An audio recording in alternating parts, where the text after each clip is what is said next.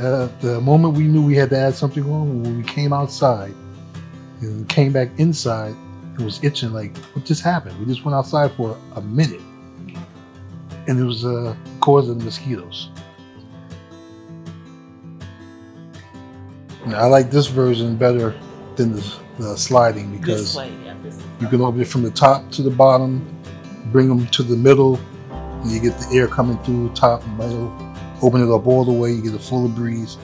So I like these much better than the vertical ones.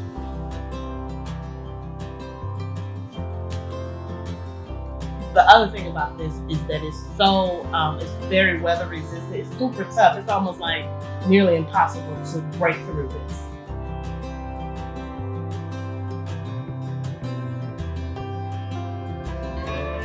Sitting out here during the rainstorm is the best because you're not getting wet. You're not getting wet, but she's leaving out the part how jumpy she is. Yeah, 'cause the thunder. Very scary.